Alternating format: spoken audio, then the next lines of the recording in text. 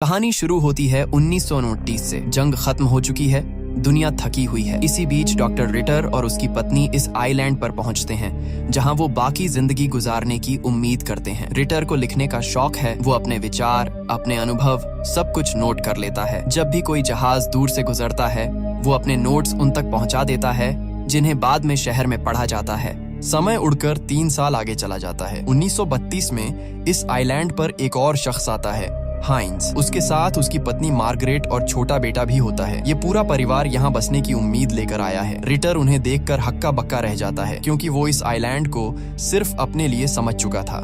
हाइंज बताता है कि रिटर की चिट्ठियां शहर में धूम मचा रही हैं। लोग उसे पढ़ना पसंद करते हैं, लेकिन रिटर को इस बात से कोई फर्क नहीं पड़ता। उसकी नजरें सिर्फ इस बात पर टिकी हैं कि ये परिवार यहाँ रहकर उसके शांत जीवन को बदल देगा। हाइंज कहता है कि उसका बेटा शहर के माहौल में बेहद बीमार रहता है, लेकिन इस आइलैंड की हवा उसके लिए अच्छी है, इसलिए वो यहीं बसना चाहता है। रिटर साफ बता देता है कि यहाँ जीना आसान नहीं है, पानी की कड़ी कमी है और खाना खुद उगाना पड़ता है। लेकिन हाइंज और उसका परिवार इस चुनौती को अपनाने के लिए तैयार खड़े हैं। पर हाइंज अब अपना मन बना चुका है। रिटर चाहकर भी कुछ नहीं कर सकता। वो उन्हें पहाड़ की तरफ ले जाता है जहाँ एक गहरी गुफा है। रिटर ठंडे लहजे में कहता है कि तुम्हारी पत्नी और तुम्हारा बेटा यहीं रह सकते हो, लेकिन चेतावनी साफ है, इस इलाके में जंगली सुअर घूमते हैं। अगर एक बार सामना हो गया तो बचना मुश्किल है। हाइंज इसे खतरे की तरह नहीं, एक नए घर की तरह देखता है और यहीं से उसकी असली परीक्षा शुरू होती है। रिटर वापस अपने घर लौटता है जहां उसकी पत्नी पहले से ही बेचैनी में इंतजार कर रही होती है। वो साफ कहती है कि उसे पसंद नहीं कि लोग इस आइलैंड पर आते जा रहे हैं। रिटर भी आधी रात जैसा सन्नाटा लेकर जवाब देता है कि ये लोग ज्यादा देर टिक नहीं पाएंगे। यहाँ जीवन आसान नहीं है, पानी दुर्लभ है, फसलें खिलाना मुश्किल है, वो खुद ही थक कर लौट जाएंगे। ये सुनकर उसकी पत्नी के चेहरे पर हल्की राहत आ जाती है, लेकिन अगले ही दिन हाइंज मेहनत में टूट पड़ता है। गर्मी हो या तेज हवा, वो रुकता नहीं। वो एक गहरा गड्ढा बनाता है ताकि बारिश का पानी जमा हो सके और पीने के लिए कुछ भरोसेमंद मिल जाए। मगर इसी बीच मार्गरेट की तबीयत बिगड़ने लगती है, उसकी सांसें भारी होने लगती हैं। हाइंज घबरा जाता है, लेकिन मार्गरेट मुस्कुराकर बताती है कि वजह डर की नहीं, खुशी की है। वो प्रेग्नेंट है। ये सुनकर हाइंज की आंखों में उम्मीद लौट आती है। उसे लगता है कि शायद ये टापू उनकी किस्मत बदल देगा। दिन गुजरते हैं। एक सुबह जब हाइंज काम में लगा होता है तभी दूर से गोली चलने की तेज आवाज आती है। हवा कुछ पल के लिए रुक जाती है। रिटर भी घबराकर उसी दिशा में दौड़ता है। दोनों बीच पर पहुंचते हैं और वहां नजारा बिल्कुल अलग होता है। एक लड़की एलियोस अपने 2 प्रेमियों और एक नौकर के साथ टापू पर उतरी है। वो इस जगह को देखकर फूली नहीं समा रही। उसकी आंखों में चमक है, जैसे किसी नए साम्राज्य की शुरुआत देख रही हो। वो बिना सोचे समझे फैसला करती है कि यहीं एक होटल बनाएगी। अमीर लोग आएंगे, छुट्टियां मनाएंगे और ये आइलैंड उसका छोटा सा स्वर्ग बन जाएगा। फिर वो रिटर के घर जाती है। उसे देखकर वो ऐसे मुस्कुराती है जैसे कोई पुरानी कहानी सामने आ गई हो। वो रिटर की खूब तारीफ करती है, कहती है कि तुमने इस पूरे आइलैंड को जीवन दिया है, तुम यहाँ के असली मालिक हो। लेकिन रिटर के चेहरे पर कोई खुशी नहीं। उसकी आंखों में बस एक डर है, डर की ये जगह जिसे उसने और उसकी पत्नी ने अपने अकेलेपन के लिए चुना था अब कभी पहले जैसी नहीं रहेगी। रिटर उससे पूछता है कि तुमने कहाँ ठहरा है। एलियोस बड़ी मासूमियत से बताती है कि वो बीच पर रुकी है। ये सुनकर रिटर का चेहरा तुरंत सख्त हो जाता है। वो कहता है कि बीच सुरक्षित नहीं है, तुम्हें वहाँ से हट जाना चाहिए। उसके शब्द सुनकर एलियोस और उसके दोनों लवर्स साथ आए सर्वेंट के साथ उस जगह की ओर बढ़ जाते हैं जहाँ हाइंज का छोटा सा घर है। लेकिन वहाँ पहुँचते ही एलियोस ऐसी हरकत कर बैठती है जो माहौल को पल भर में बदल देती है। वो उसी पानी के गड्ढे में नहाना शुरू कर देती है जिसे हाइंज ने अपनी गर्भवती पत्नी और बच्चे के लिए पीने का पानी जमा करने के लिए बनाया था। हाइंज जब ये देखता है तो उसका खून खौल उठता है। वो लगभग चिल्लाते हुए कहता है कि ये पानी पीने के लिए है, खेलने के लिए नहीं। एलियोस घबराकर तुरंत पानी से बाहर निकलती है और माफी मांगती है। हाइंज थोड़ा शांत होकर उसे माफ कर देता है, लेकिन तभी एलियोस एक और मोड़ लेकर आती है। वो बताती है कि वो हाइंज को अच्छी तरह जानती है और उसके पास कई सारे लेटर्स हैं जो लोगों ने हाइंज के लिए भेजे थे। इनमें कुछ पत्र डॉक्टर रिटर के लिए भी हैं। वो कहती है कि अपने लेटर्स अलग कर लो और बाकी रिटर को दे देना। हाइंज मजबूरी में रिटर के घर आता है और उन्हें लेटर्स दे देता है। लेटर्स पहले से खुले हुए होते हैं। हाइंज साफ कहता है कि उसने इन्हें नहीं खोला। रिटर तुरंत समझ जाता है कि एलियोस इन दोनों के बीच दरार डालना चाहती है, क्योंकि अगर उसे सच में पत्र देने होते तो वो सीधे पहले ही दे देती। रिटर के चेहरे पर झुंझलाहट नहीं बल्कि एक ठंडी सी समझदारी उतरती है। ये बात हाइंज के दिल में चुभ जाती है। वो एलियोस के पास जाकर पूछता है कि आखिर उसने ऐसा क्यों किया। एलियोस तुरंत अपनी सफाई पेश करती है। वो कहती है कि ये सब उसकी गलती नहीं है। जब वो पहली बार आई थी तो उसे रिटर ने ही यहाँ भेजा था और वो गड्ढे में नहा गई तो उसमें भी रिटर की गलती है, क्योंकि उसे बताया ही नहीं गया कि वो पीने का पानी है। अब हाइंज के मन में शक की एक मोटी परत बैठ जाती है। उसे यकीन होने लगता है कि डॉक्टर रिटर नहीं चाहता कि यहाँ उसके अलावा कोई और टिक पाए, लेकिन उसके पास कोई पक्का सबूत नहीं है। बस एक एहसास है जो धीरे धीरे डर में बदल रहा है। दिन बीतते जाते हैं। हाइंज अपने परिवार के साथ पूरी जान लगाकर मेहनत करता है। आखिरकार उसकी मेहनत रंग लाती है। पहली बार इस टापू की जमीन पर सब्जियां उगती हैं। इन्हें देखते ही हाइंज की आंखों में चमक आ जाती है। उसे लगता है कि इस आइलैंड ने आखिरकार उन्हें स्वीकार कर लिया है। कुछ ही दिनों में एलियोस अपने पूरे दल के साथ वहीं रहने आ जाती है। वो कहती है कि समंदर के किनारे इतनी गर्मी है कि वहाँ सांस लेना भी मुश्किल है, इसलिए अब वो अपने दोनों लवर्स और सर्वेंट के साथ हाइंज के घर के पास ही डेरा डालेगी और जैसे ही उसका होटल प्रोजेक्ट शुरू होगा वो यहाँ से चली जाएगी। लेकिन उसके आने से इस छोटे से टापू का संतुलन पहले ही हिल चुका है। अगली सुबह दृश्य बदलता है। हाइंज बाहर काम कर रहा होता है और उसकी पत्नी मार्गरेट घर पर अकेली। अचानक उसे तेज दर्द शुरू होता है। वो लड़खड़ाती हुई बाहर आती है जहाँ एलियोस का कैंप लगा है। वो आवाज लगाती है, मदद मांगती है, लेकिन वहाँ कोई नहीं, क्योंकि एलियोस के दोनों लवर्स उसी समय मार्गरेट के घर में घुसे हुए हैं। वो उसके खाने पीने का सामान चुरा रहे हैं, जैसा कि एलियोस ने उन्हें पहले ही कहा था। मार्गरेट जब अंदर लौटती है तो दोनों चोर तुरंत छुप जाते हैं। दर्द बढ़ता जा रहा है और अब मार्गरेट समझ जाती है कि उसे अकेले ही बच्चे को जन्म देना पड़ेगा। वो हिम्मत बटोरती है, लेकिन तभी घर के बाहर भयानक गुर्राने की आवाज आती है। जब वो बाहर झांकती है तो जंगली कुत्तों का झुंड उसे घेर चुका होता है। उनकी आंखों में भूख और हमला करने की चाहत साफ दिख रही है। इसी बीच एलियोस के दोनों लवर्स चोरी किया हुआ सामान लेकर उसके पास पहुंचते हैं। मार्गरेट की हालत बताकर मदद मांगते हैं, लेकिन एलियोस ठंडे लहजे में कहती है कि तुम यहाँ सिर्फ मेरी मदद करने आए हो, उसे बचाना तुम्हारा काम नहीं है। सच्चाई ये है कि उसने ही उन्हें चोरी करने भेजा था। वहीं दूसरी तरफ मार्गरेट मौत और दर्द के बीच फंसी हुई है। वो चीखती है, तड़पती है। उसकी आवाज इतनी तेज होती है कि आसपास घूम रहे जंगली कुत्ते कुछ कदम पीछे हट जाते हैं और इसी जानलेवा माहौल में वो एक बच्चे को जन्म देती है। लेकिन खतरा अभी खत्म नहीं हुआ है। कुत्ते फिर से उसे घेर लेते हैं। वो उसकी और उसके नवजात बच्चे की तरफ झपटने ही वाले हैं।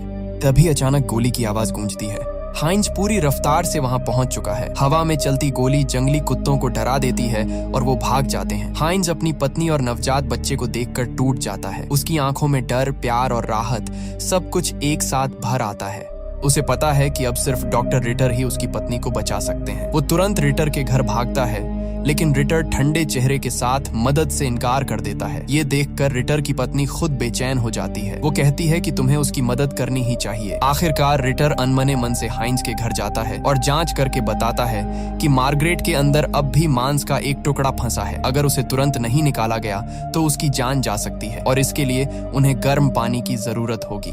हाइंज जल्दी से पानी गर्म करने में लग जाता है। उसकी हर हरकत में घबराहट साफ दिखती है, क्योंकि उसे पता है कि हर सेकंड की देरी उसकी पत्नी की जान ले सकती है। दूसरी तरफ एलियोस को खबर मिलती है कि डॉक्टर रिटर हाइंज की मदद के लिए उसके घर गए हैं। ये सुनते ही उसके चेहरे का रंग उड़ जाता है। वो नहीं चाहती कि इन दोनों में भरोसा या दोस्ती जैसी कोई चीज पैदा हो। वो अपनी सर्वेंट पर चिल्लाती है कि उसे रिटर को रोकना चाहिए था, लेकिन इस बार सर्वेंट चुप नहीं रहता। वो कहता है कि तुम अंदर से एक क्रूर इंसान हो। तुम्हें एक औरत का दर्द नहीं दिखता। तुम्हारे लिए सिर्फ तुम्हारा स्वार्थ मायने रखता है। इतना कहकर वो एलियोस को वहीं छोड़कर हमेशा के लिए उससे दूरी बना लेता है। एलियोस पहली बार खुद को अकेला और कमजोर महसूस करती है। उधर डॉक्टर रिटर की मदद से मार्गरेट की हालत धीरे धीरे ठीक हो जाती है। कुछ महीनों में वो पूरी तरह सामान्य हो जाती है, लेकिन अब मौसम बदला हुआ है। गर्मी इतनी बढ़ चुकी है कि पानी की हर बूंद कीमती बन गई है। हर तरफ सूखा और बेचैनी है। डॉक्टर रिटर, जिनकी पहचान उनके लिखने के जुनून से है, खुद को भीतर से खाली महसूस करते हैं। उन्हें नए विचार नहीं मिलते। लोगों के बढ़ते शोर, टकराव और लालच से उनका मन हर दिन और उलझता जाता है। उनके लिए ये आइलैंड अब पहले जैसा शांत नहीं रहा। इसी बीच एलियोस के लवर्स में से एक, रुडोल्फ, भूख से बेहाल होकर हाइंज के घर पहुंचता है। वो कांपती आवाज में खाना मांगता है। हाइंज और मार्गरेट बिना सोचे उसे खाना दे देते हैं। खाना खाते हुए रुडोल्फ एक बड़ा राज खोलता है। वो बताता है कि एलियोस अमीर नहीं है। वो कभी एक कैबरे डांसर थी। उसकी सारी अमीर होने वाली कहानियां बस झूठ थीं। वो अपने बनाए हुए सपनों की दुनिया में जीती है और चाहती है कि बाकी लोग भी उस झूठ में यकीन करें। अगले दिन आइलैंड पर एक और नया चेहरा आता है, एक इंडस्ट्रियलिस्ट कई नौकरों के साथ। उसकी मौजूदगी ही बताती है कि वो बेहद ताकतवर और सफल आदमी है। जब एलियोस को ये पता चलता है तो वो घबराकर अपने साथियों को हुक्म देती है कि कैंप तुरंत साफ करो। वो चाहती है कि इस अमीर आदमी को किसी भी तरह अपने मोहजाल में फंसाया जाए, लेकिन किस्मत की चाल अलग होती है। ये इंडस्ट्रियलिस्ट यहाँ एलियोस के लिए नहीं, बल्कि सिर्फ डॉक्टर रिटर से मिलने आया है। उसने रिटर के लिखे हुए लेख पढ़े थे और उनसे गहराई से प्रभावित हुआ था। वो रिटर के लिए ढेर सारा सामान भी लाया है, खाना, टूल्स और सर्वाइवल के लिए जरूरी चीजें। ये देखकर रिटर महीनों बाद पहली बार खुश होते हैं।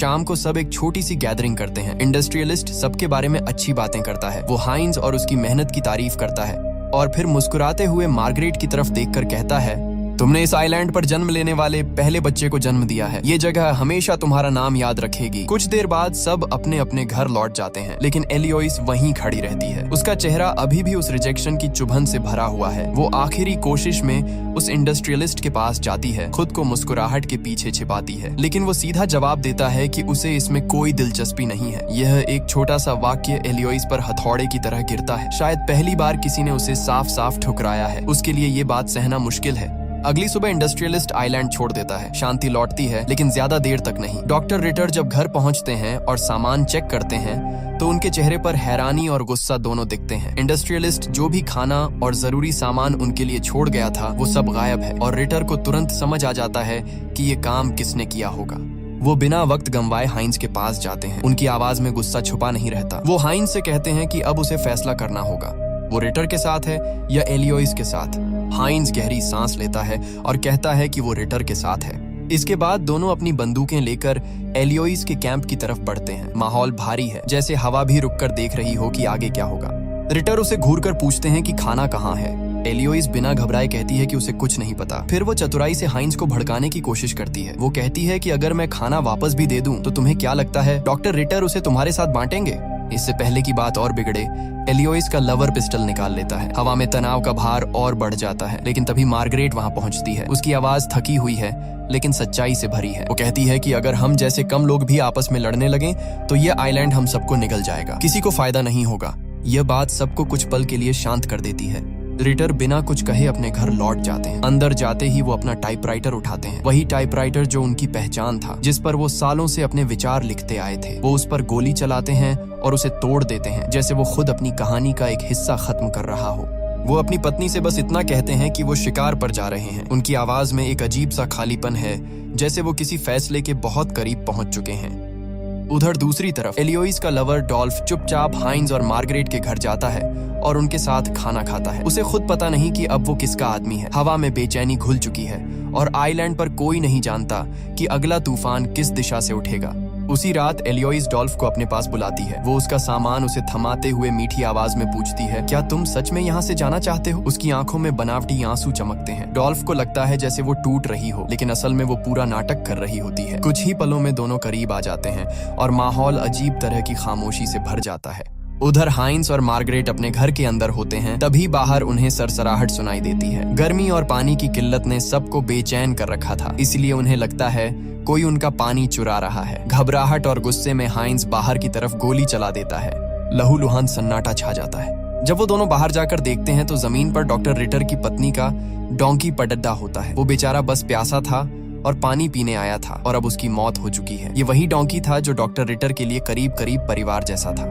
अगली सुबह हालात और बिगड़ने लगते हैं। डॉक्टर रिटर की मुर्गियां बीमार पड़ चुकी हैं और उनका डोंकी भी कहीं दिखाई नहीं देता। रिटर की पत्नी घबराई हुई हाइंस परिवार के पास पहुंचती है और डोंकी के बारे में पूछती है। हाइंस झूठ बोल देता है कि उसे कुछ नहीं पता। उसकी बात सुनकर वो बदहवास होकर वापस लौट जाती है। कुछ देर बाद डॉक्टर रिटर शिकार से लौटते हैं। हाइंस आखिरकार अपराध बोध से टूट जाता है और सारी सच्चाई उन्हें बता देता है। गोली उसी ने चलाई थी। लेकिन ये बात सुनने वाला सिर्फ रिटर नहीं होता। पास में छुपा एलियोइस का दूसरा लवर भी ये सब सुन लेता है और डर के मारे भागना शुरू कर देता है। रिटर और हाइंस उसे दौड़ाकर पकड़ने निकलते हैं। रास्ते में उन्हें रुडोल्फ मिल जाता है, जिसकी आंखें आंसुओं से भरी होती हैं। वो कांपती आवाज में कहता है, मैं एलियोइस के कहने पर आपका डोंकी चुराया था। उसकी हालत देखकर दोनों उसे माफ कर देते हैं। लेकिन अब एक बात साफ हो चुकी है, एलियोइस को रोकना जरूरी है। घर पहुंचकर हाइंस अपनी पत्नी और बच्चों को जंगल में सामान जुटाने के लिए भेज देता है। पूरा परिवार निकल जाता है। इसके बाद हाइंस, डॉक्टर रिटर और रुडोल्फ तीनों एलियोइस के कैंप पहुंचते हैं। हाइंस ऊंची आवाज में कहता है, एलियोइस बाहर निकलो, पर बाहर एलियोइस नहीं आती। उसके दूसरे लवर का विशालकाय शरीर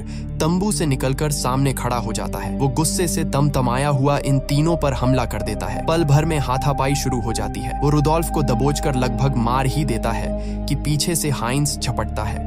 हाइंस पूरी ताकत से उसे पकड़कर गिरा देता है और बेकाबू गुस्से में उसे इतना मारता है कि वहीं उसकी मौत हो जाती है। यही इस सुनसान टापू का पहला कत्ल होता है। अंदर से एलियोस बाहर आती है। उसके चेहरे पर गुस्सा और डर दोनों झलक रहे हैं। वो चिल्लाती है, इस इंसान ने मुझे यहाँ बंदी बना रखा था, तुमने उसे मारकर मुझे आजाद कर दिया। लेकिन डॉक्टर रिटर जानते हैं कि ये सब झूठ है। उनकी आंखों में ठंडी धार है। एक पलों की खामोशी के बाद वो गोली चला देते हैं। एलियोस उसी पल वहीं गिर जाती है। उसका लवर भी पहले ही खत्म हो चुका है।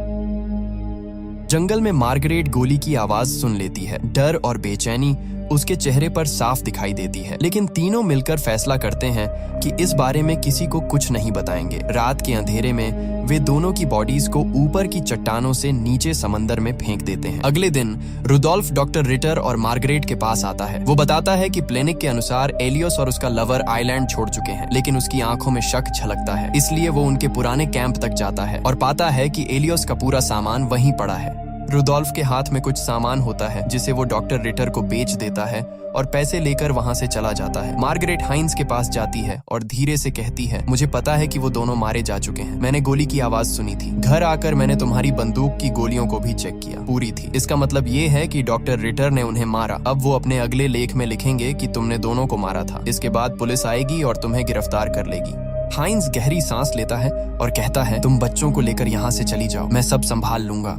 लेकिन मार्गरेट मना कर देती है। उसकी आंखों में डर और दृढ़ता दोनों झलकते हैं। इसी बीच हमें डॉक्टर रिटर की पत्नी दिखाई देती है। वो पूरी तरह से परेशान और थकी हुई है। वो रिटर से कहती है, जब हम यहाँ आए थे तो हमारा मकसद कुछ और था, लेकिन अब हम पूरी तरह बदल चुके हैं। मुझे लगता है यहाँ रहना अब कोई मतलब नहीं रखता।